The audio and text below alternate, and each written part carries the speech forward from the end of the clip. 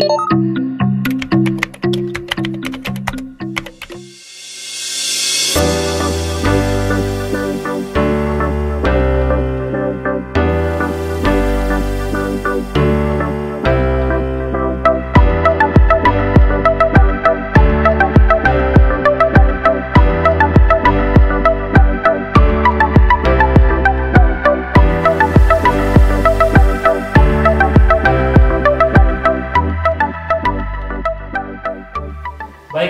selamat sore sahabat BKD dimanapun berada. Berjumpa lagi bersama kami dalam bincang-bincang bersama Kepala BKPSDMD di Provinsi Nusa Tenggara Timur.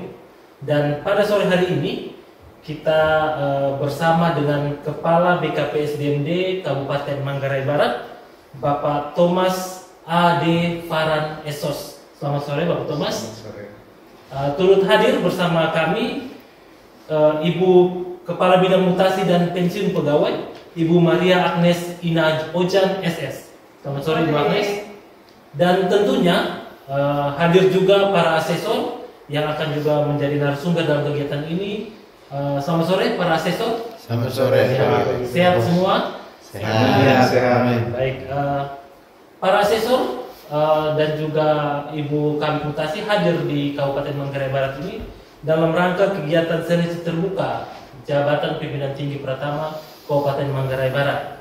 Di sela-sela kegiatan ini kami meminta untuk mendapatkan waktu bincang-bincang langsung bersama dengan Kepala BKPSDMD Kabupaten Manggarai Barat. Baik, mungkin pertama saya langsung ke Bapak Thomas. Mohon izin, mungkin Bapak Thomas bisa menceritakan kepada kami dan juga kepada seluruh sahabat BKD dimanapun berada, mungkin terkait dengan kesibukan Kabupaten Manggarai Barat selama persiapan dalam rangka ASEAN Summit 2023. Baik, Pak Thomas. Baik, terima kasih. Pertama sekali saya mewakili rekan-rekan dari BKPSDMD Kabupaten Manggarai Barat menyampaikan apresiasi dan terima kasih atas kesempatan yang diberikan dalam kegiatan sore hari ini. Yang saya hormati Ibu Kabid Mutasi dari BKPSDMD, Bapak tim asesor dari Provinsi Nusa Tenggara Timur. Kami menyampaikan apresiasi dan terima kasih sebagaimana yang sudah disampaikan oleh Bapak Wakil waktu pembukaan. Kami sangat berterima kasih banyak kepada pemerintah Provinsi Nusa Tenggara Timur, dalam hal ini BKD Provinsi Nusa Tenggara Timur, yang telah memberikan perhatian yang sangat khusus dalam pelaksanaan kegiatan di pemerintah Kabupaten Manggarai Barat, terutama aspek kepegawaian. Bertepatan dengan penyelenggaraan kegiatan seleksi terbuka Jabatan Pimpinan Tinggi Pratama di Kabupaten Manggarai Barat, bersamaan dengan di saat yang sama masih berlangsung persiapan dalam rangka pelaksanaan kegiatan ASEAN Summit atau KTT ASEAN yang ke-42 yang dipusatkan di Labuan Bajo, ibu kota Kabupaten Manggarai Barat. Tentu pertama sekali kami sebagai warga masyarakat dan juga aparatur pemerintah daerah Kabupaten Manggarai Barat memberikan apresiasi dan ucapan terima kasih yang setinggi-tingginya kepada Bapak Presiden yang telah memberikan kepercayaan dan tugas penuh kepada Kabupaten Manggarai Barat, terutama Labuan Bajo, sebagai tempat dilaksanakannya KTT ASEAN ke-42 tahun 2023. Hal ini tentu tidak hanya warga masyarakat, tapi aparatur sipil negara yang ada di Kabupaten Manggarai Barat juga turut bergembira dan sangat mendukung dalam semua aspek yang dengan tugas pokok dan fungsi masing-masing, semua bahu-membahu untuk menyukseskan penyelenggaraan kegiatan ASEAN Summit ini. Dan saat ini sedang dalam taraf persiapan dan masing-masing OPD termasuk BKPSDMD punya bagian yang sama untuk melakukan aktivitas ataupun kegiatan yang sudah diinstruksikan oleh Bapak Bupati dan Bapak Wakil Bupati. Dan tentu di sini kami sangat dengan segala keberadaan ASN yang ada, tentu kami berupaya untuk beradaptasi atau menyesuaikan diri dengan semua perubahan-perubahan yang begitu cepat yang dilaksanakan. Tidak hanya tentu dalam kepentingan ASEAN Summit, tapi juga kepentingan Kabupaten Manggarai Barat, NTD juga ya Indonesia ke depan. Mungkin itu yang bisa saya sampaikan. Baik, terima kasih Bapak Kaban. Para sahabat BKD di rumah juga mungkin ingin tahu Bapak Kaban, kira-kira bagaimana keadaan ASN yang ada di Kabupaten Manggarai Barat itu sendiri. Baik, terima kasih sahabat BKD di mana saja berada di seluruh NTT.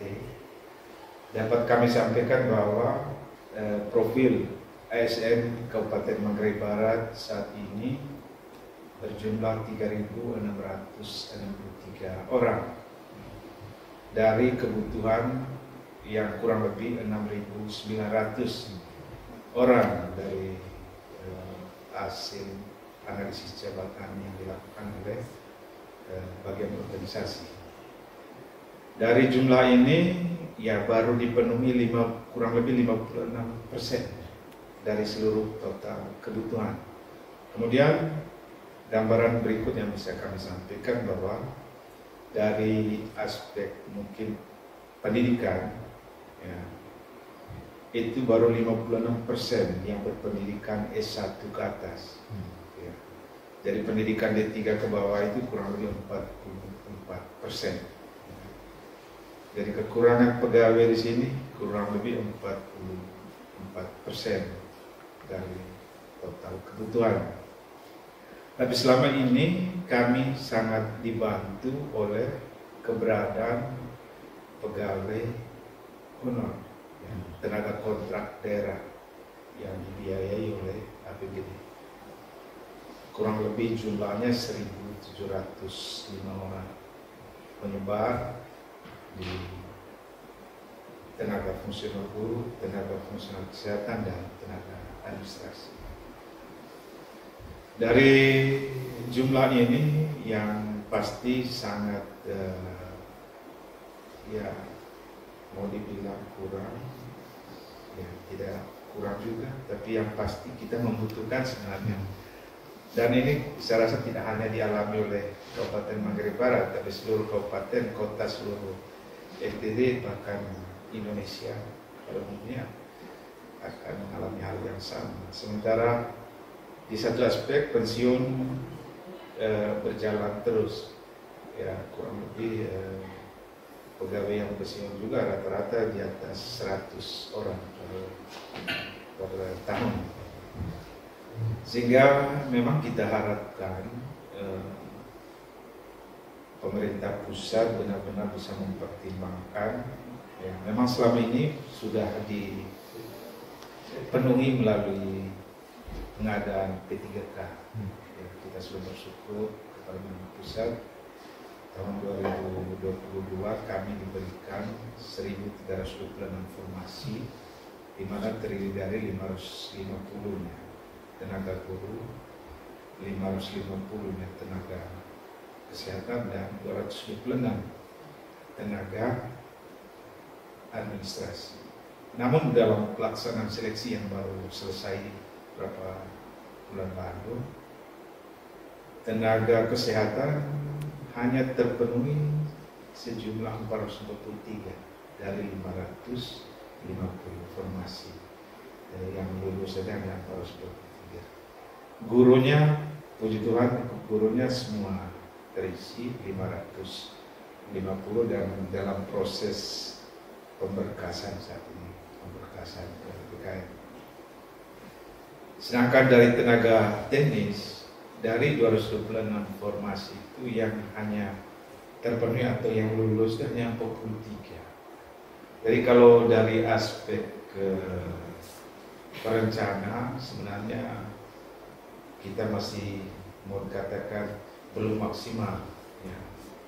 Sehingga harapan kami, mungkin juga harapan seluruh BKD, seluruh NTT, bahwa pemerintah pusat harus mempertimbangkan pengadaan CPNS, tidak hanya P3K, perlu informasi CPNS juga diperhitungkan, karena manakala PP 49 ini nanti diterapkan pada tanggal 28 November, berakhir semua, ada kontrak daerah tidak bisa diperpanjang lagi, otomatis pelayanan terutama pelayanan yang langsung menyentuh kepada kepentingan umum masyarakat akan menjadi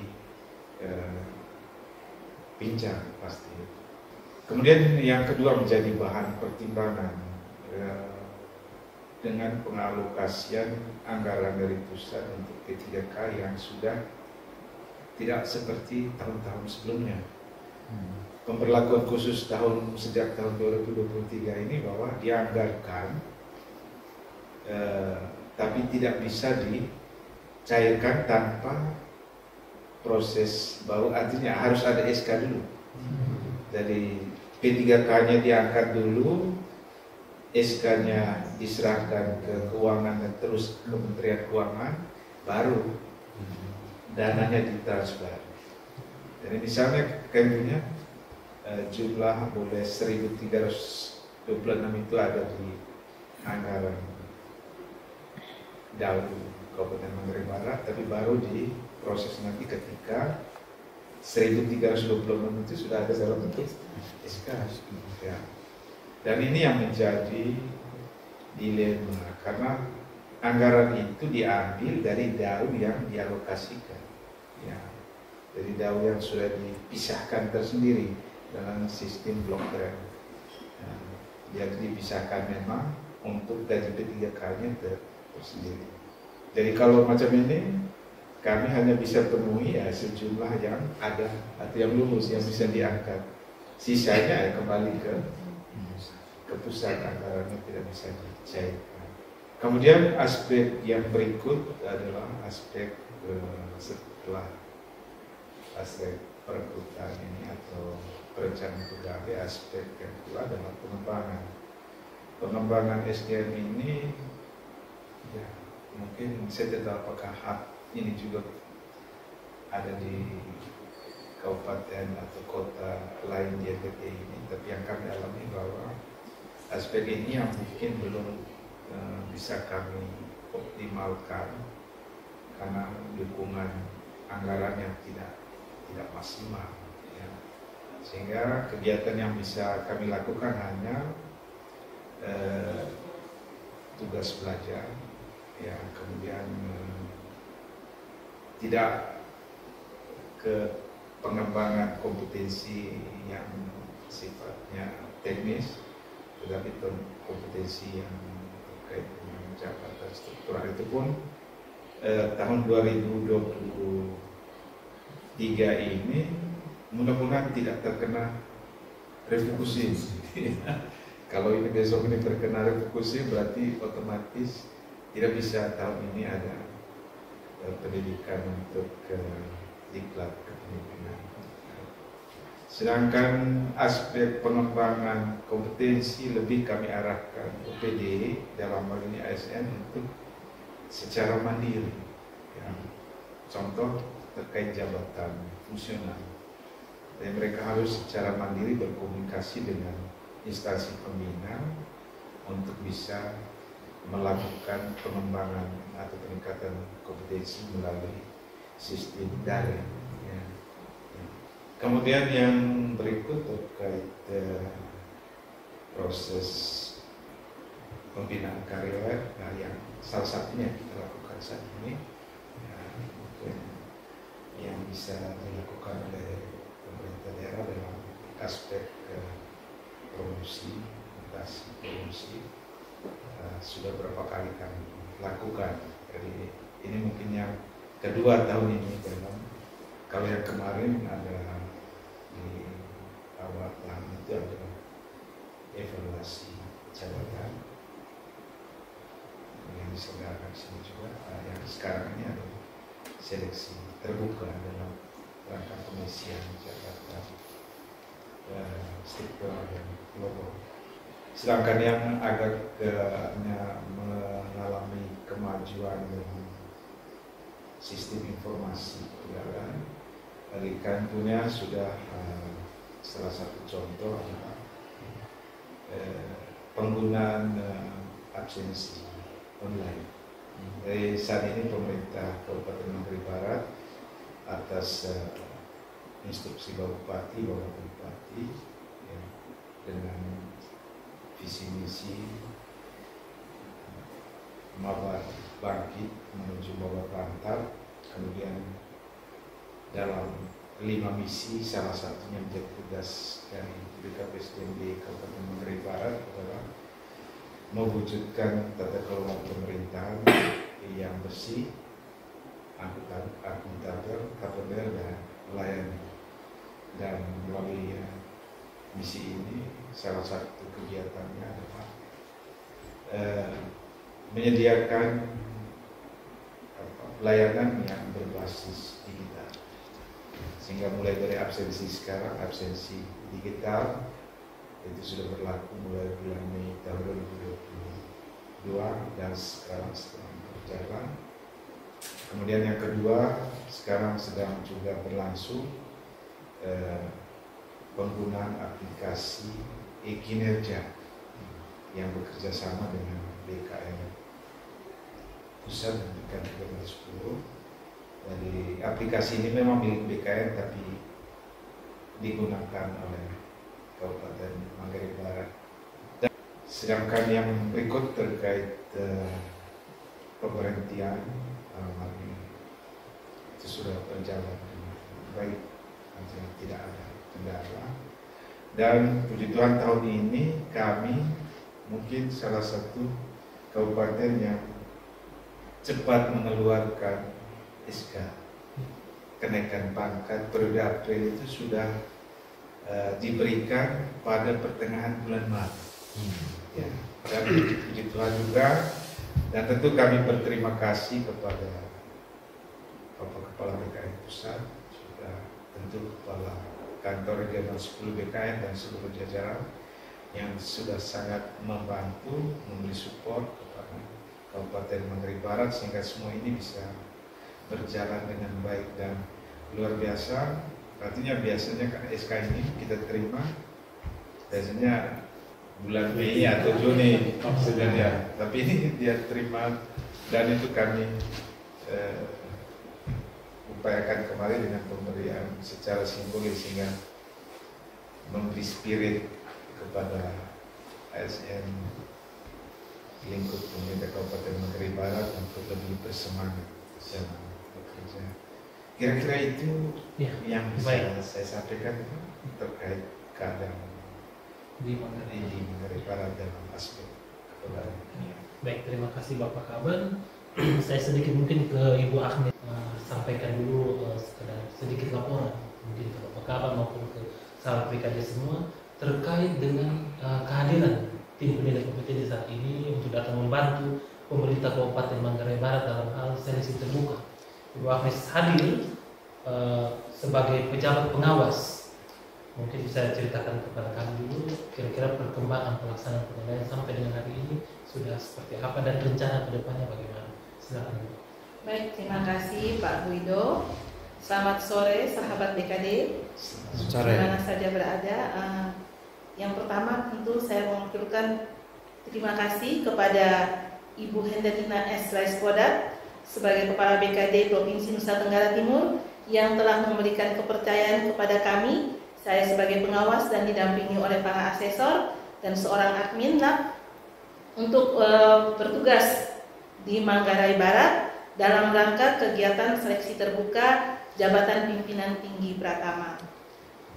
Kemarin kami telah membuka kegiatan seleksi terbuka ini oleh Bapak Wakil Bupati Manggarai Barat sendiri Dan 2 hari ini sudah dilakukan beberapa kegiatan, antara lain yang terakhir hari ini adalah tentang wawancara untuk setiap peserta, dan 2 hari ke depan akan dilakukan pengolahan data, dan nanti pada hari Rabu direncanakan ada penyerahan hasil seleksi yang telah dilakukan oleh para asesor.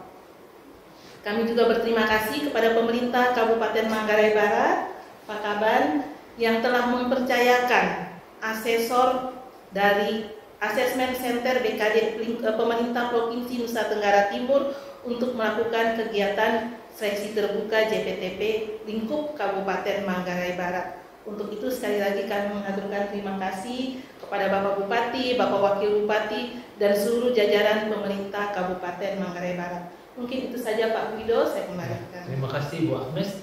Baik, sahabat BKD dimanapun berada, Ibu Agnes selaku Pimpinan Pengawas telah menyampaikan kegiatan kenapa sampai Asesmen Center sekarang berada di Kabupaten Manggarai Barat, tepatnya di Labuan Bajo. Asesmen Center ini hadir bukan hanya untuk melaksanakan seleksi terbuka, namun secara lebih besar lagi melakukan penilaian kompetensi yang bisa dimanfaatkan untuk hal-hal lainnya, tidak hanya sebatas di seleksi terbuka.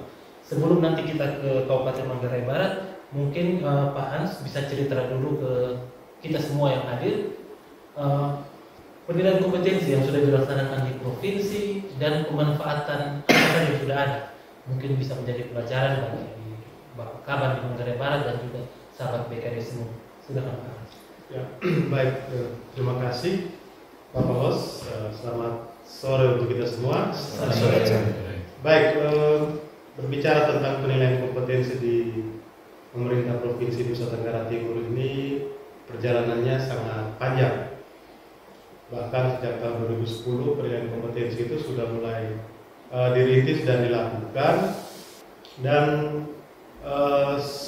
salah satu hal yang menjadi catatan penting tonggak untuk pelaksanaan penilaian kompetensi ini adalah ketika Bapak Gubernur dan Wakil Gubernur Bapak Victor Bukilo Laskoda dan Bapak Joseph Naisowi ketika mulai menjabat, fokus untuk pelaksanaan penilaian kompetensi itu menjadi prioritas.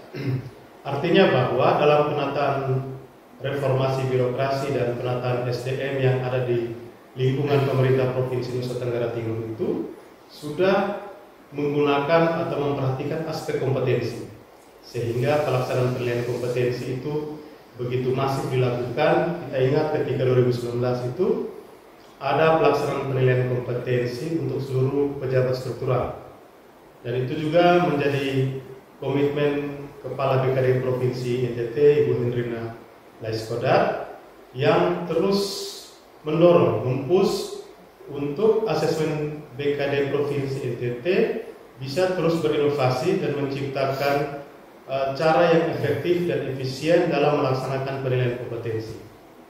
Karena itu, sejak tahun 2021, pelaksanaan penilaian kompetensi yang biasanya kita laksanakan secara manual dengan memakan waktu dan biaya yang cukup besar serta cakupan atau jangkauan kepada seluruh ASN itu sangat kecil, itu mulai dirubah dengan melakukan inovasi penilaian kompetensi berbasis CAT.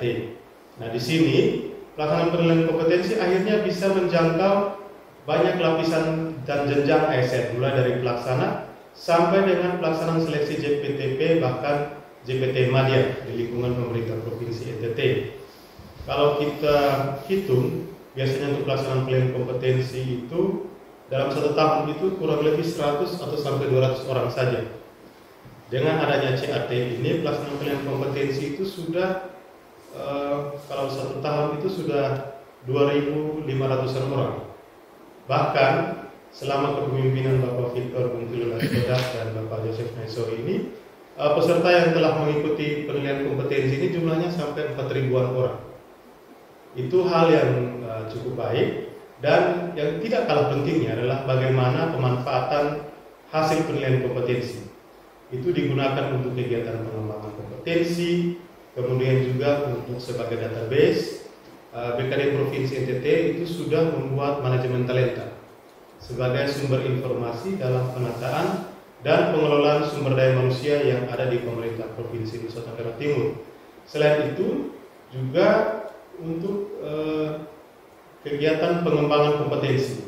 Jadi ketika ditemukan adanya gap, lalu bisa kita lakukan intervensi-intervensi yang lebih tepat sasaran, sehingga pengembangan kompetensi itu dalam tanda kutip kita bisa bilang by name, by address, dan menjawab kebutuhan pengembangan kompetensi ASN.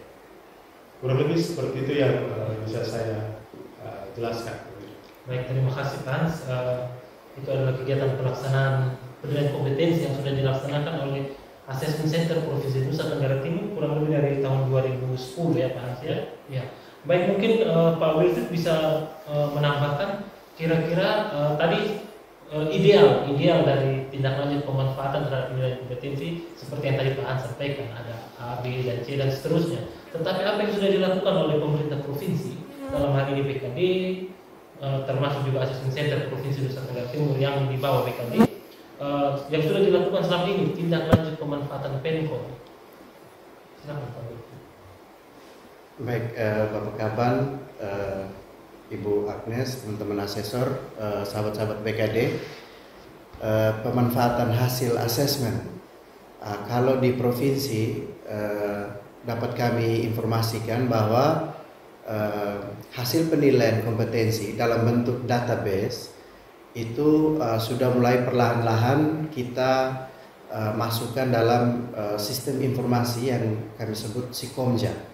Jadi itu aplikasi yang dibuat sendiri oleh salah satu rekan asesor yang kebetulan punya background IT, mengembangkan itu sehingga nanti hasil akhir ketika semua data itu sudah masuk, data kompetensi juga nanti ditambah dengan data kualifikasi, data kinerja, itu nanti akan menghasilkan 9 kuadran manajemen talenta itu.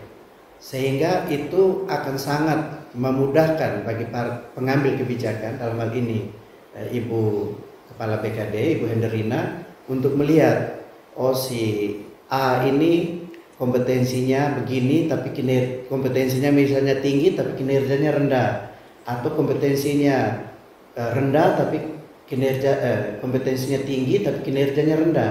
Dari situ bisa dianalisis ini kenapa. Nah, dari situ bisa dilakukan intervensi, misalnya penempatan. Jadi misalnya orang yang punya kompetensi tinggi tapi kinerja rendah, mungkin saja dalam tanda petik lingkungan kerjanya kurang suportif atau orang itu dia kurang beradaptasi. Nah, salah satu alternatifnya itu adalah penempatan di tempat yang baru misalnya, atau intervensi lain. Intervensi yang sebenarnya menjadi sasaran utama di provinsi itu sebenarnya pengembangan, Pak. Karena kami sadari bahwa secara jumlah itu mencukupi, tetapi secara kualitas itu gapnya cukup besar. Dari hasil penilaian dari database kita itu terlihat sekali gap antara kompetensi yang dimiliki oleh ASN dengan kompetensi yang disyaratkan, itu gapnya besar. Jadi memang kita dorong ini, Kepala BKD Ibu Henderina mendorong ini supaya kita fokus ke situ, pengembangan. Nah, tadi yang sudah disampaikan Pak Guido itu memang dengan instrumen assessment center ini pengembangan bisa jadi lebih tepat sasaran. Kegiatan-kegiatan pelatihan apa itu lebih berbasis kompetensi, kompetensi based lah begitu. Jadi misalnya orang kurang di kemampuan komunikasi, nah berarti perlu kegiatan pengembangan yang seperti apa. Nah, kalau secara teori biasanya disebut diagnostic assessment center. Jadi assessment center dipakai untuk mendiagnosa kekuatan, kelemahan, apa yang perlu untuk pengembangan. Tapi karena secara struktur di provinsi itu kita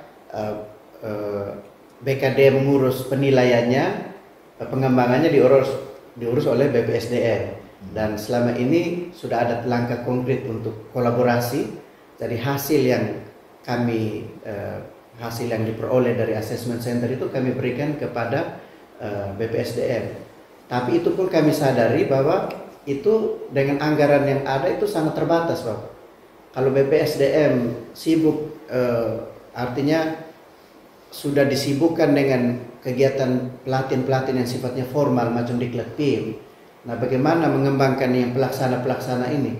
Jadi itulah kenapa setelah hasil penilaian itu kita dapatkan, Ibu Kepala BKD, Ibu Henderina, itu yang turun langsung ke OPD, menyampaikan hasilnya dan memberi penegasan untuk melakukan tindak lanjut. Jadi pengembangan itu bukan lagi tugas BPSDM, jadi tugas masing-masing OPD, tugas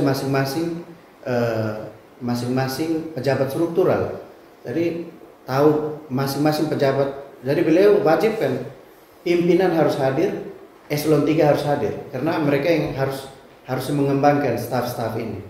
Sehingga di situ tahu profil dari masing-masing ASN itu dan tahu bagaimana harus mengembangkan mereka. Jadi itu jadi manfaatnya sangat besar. Ada banyak manfaat-manfaat lain, tapi sejauh ini saya rasa itu manfaat paling besar yang bisa kita dapatkan. Terima kasih. Baik, terima kasih Pak Wilfried. Mungkin informasi yang sudah dibicarakan tadi, kita terfokus dengan kompetensi dan kinerja.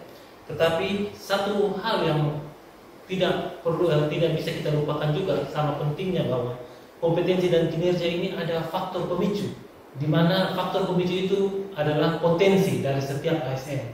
Masing-masing orang terlahir dengan potensi yang berbeda-beda.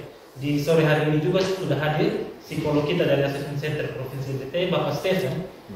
Mungkin Bapak Stephen bisa ceritakan ke kita, mungkin dari aspek psikologi, kira-kira aspek ini memiliki pengaruh bagaimana dengan output yang nanti keluarnya sebagai bentuk kompetensi dan kinerja itu sendiri. Silakan Pak Stephen. Oke, terima kasih Pak Guido, Bapak Kabar yang kami hormati, Ibu Pengawas, teman-teman asesor, sahabat BKD dimanapun kalian berada. Untuk aspek potensi kaitannya dengan kompetensi atau kinerja ya. Sebenarnya kalau kita bicara terkait dengan potensi itu erat sekali kaitannya dengan kinerja, kompetensi atau performance seseorang. Di mana potensi ini ada kaitannya dengan soft skill. Kinerja itu hard dan soft. Jadi potensi ini mendukung seseorang mampu berkembang atau hard skillnya. Misalnya dalam aspek kepemimpinan. Biasanya dalam aspek kepemimpinan ini ada kemampuan potensi bagaimana seseorang mampu mendominasi, keinginan untuk bertanggung jawab, mengambil keputusan, itu sangat berpengaruh terhadap kemampuan dia dalam aspek kepemimpinan.